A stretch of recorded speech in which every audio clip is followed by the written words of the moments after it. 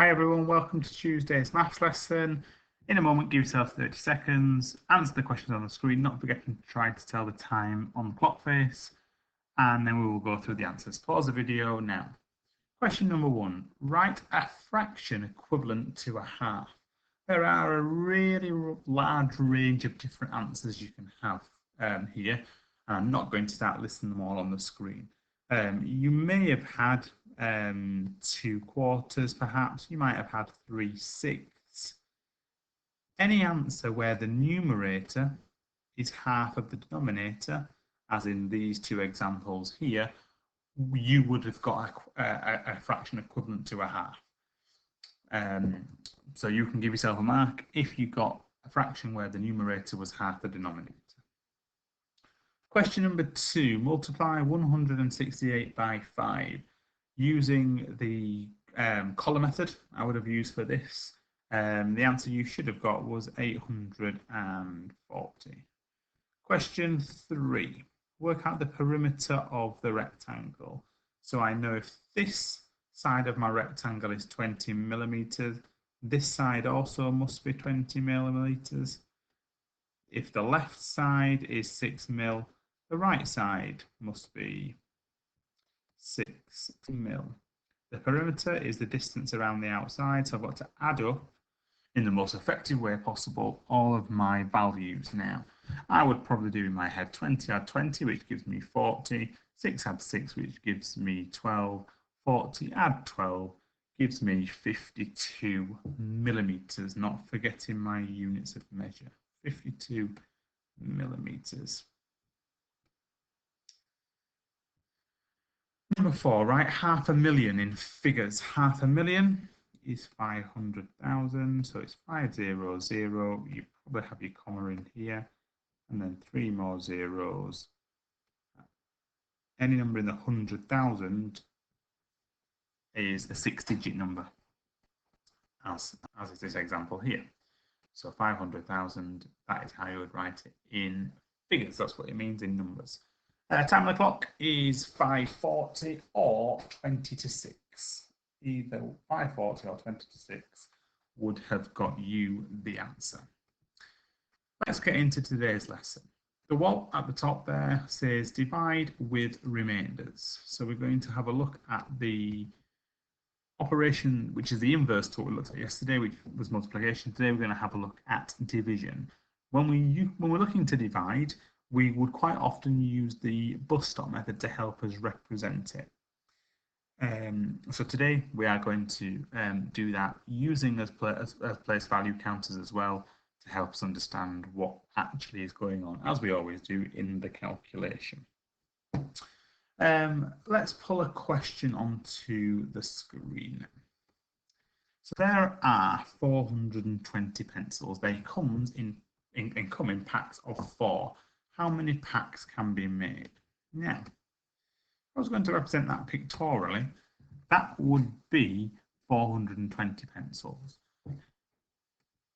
A really inefficient method to work that out would be to literally group into maybe a little rectangle 4 pencils at a time, and do that repeatedly, group 4 in each time until you've grouped all the pencils, and then add up how many groups you've got. As I've just said, that's a really inefficient method way of doing it. So to avoid that sort of thing, to make us quicker and probably more accurate, we would use the bus stop method, which I'm going to pull onto the screen now.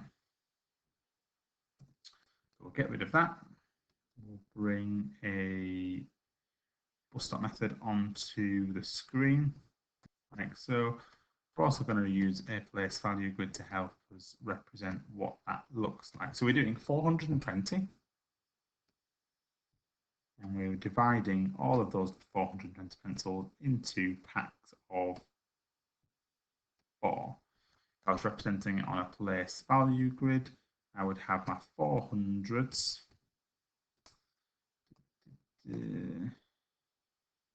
That 400s.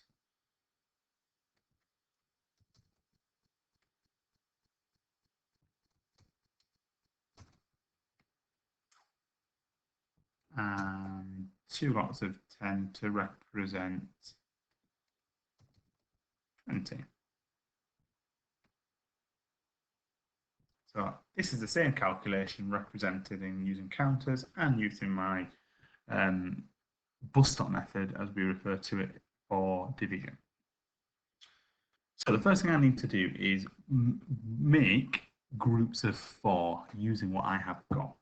So the first step is really quite straightforward, because I want to make groups of 4. 400 divided by 4 is 100, because if I divide my 400 into groups of 4, I end up with one group, which I can represent like so.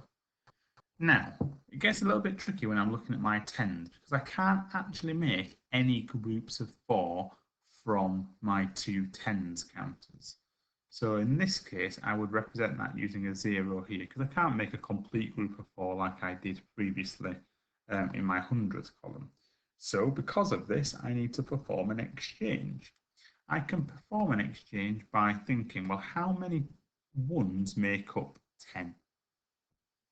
How many ones make up 110? 10 ones make up 110.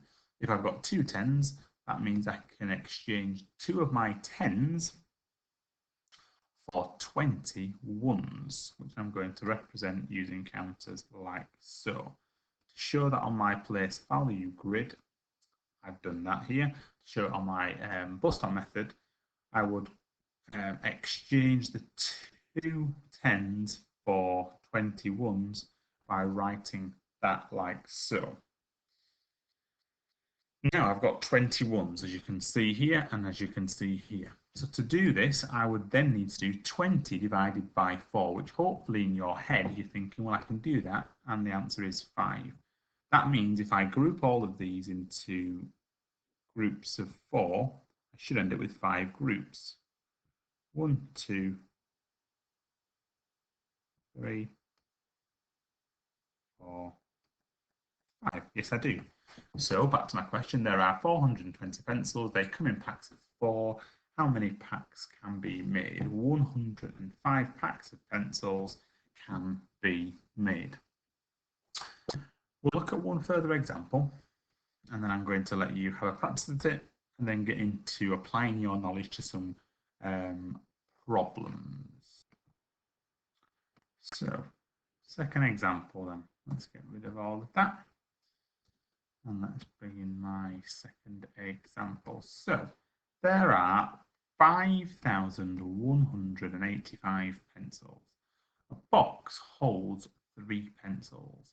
How many full boxes are there? So again, I'm going to use a column method, or as we know, the column method for division is what we call the bus stop method, alongside a place value grid to represent my exchanges so we understand what actually we are doing. So a box holds 3 pencils.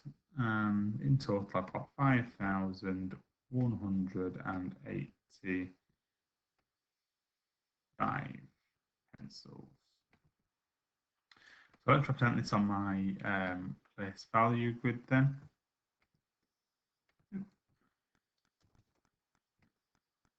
I've got 5,000, I've got 100, 8 tens, and 5 ones. I've had an extra one in. There we are. So this time I'm making groups of 3. I'm dividing by 3.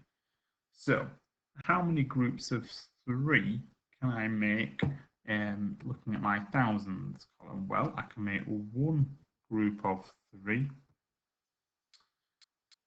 like so. I have got 2 remaining 1,000 counters which I haven't grouped. So with those 2 remaining 1,000 counters, I can exchange them for 20 hundreds, because 10 hundreds make 1,000, so 20 hundreds would make 2,000. I'm really running out of space here. Let's try and bump it up there a little bit. I think you can just about make them out. I might put them here actually, just so you can see them all. So now how, and then I've got to show that obviously, of course, on my what's that method here. So I've now got 2 here in my hundreds column to go with my 20 hundreds to go with my 100 I already have to give me 21 hundreds. So making groups of 3 then. How many groups of 3 can I make from 21 hundreds? I can make 7 groups of 3. Shall we just quickly prove it? 1, 2, 3. 1, 2, 3. 1, 2, 3. 1, 2, 3. 1, 2, 3. 1, 2, 3, and then 1, 2, 3. So I've got 1, 2, 3, 4, 5, 6, 7 groups as I've shown here. Onto my tens column. How many groups of 3 can I make here? Well, 1 group of 3, 2 groups of 3, which I can represent here, but I then have 2 remaining. So I've got to show my exchange here, like so. Now I've got to think, what can I exchange here to help me with my calculation? Well, I know that 10 ones make 10. So if I've got 2 10s, I can exchange it for 20 ones. Like so, 20 ones, add my 5 ones I already have, gives me 25 ones in total. How many groups of 3 can I make from 25? I can make 8 groups, which I'm going to show here. Let's just double check that. So let's have 1 group of 3 here. 1, 2, 3, 1, 2, 3, 1, 2, 3, 1, 2, 3, 1, 2, 3, 1, 2, 3, 1, 2, 3. How many groups? 1, 2, 3, 4, 5, 6, 7, 8 groups of 3. However, I have one remaining, which isn't in a group. And if I've got anything remaining at the end of my calculation, that's exactly what it is. It's something remaining. We call it a remainder. So to show it on my bus stop method, I'd put a little r like so, and I'd put whatever I have remaining, which in this case is 1, to give me an answer, 1,728, remainder 1. If I go back to my original question, how many full boxes are there? Well, I'm not interested in what I've got remaining. I'm just interested in my full box. So I've got 1,728 full boxes of pencils. So that would be my final answer. So today you're looking at division using remainders.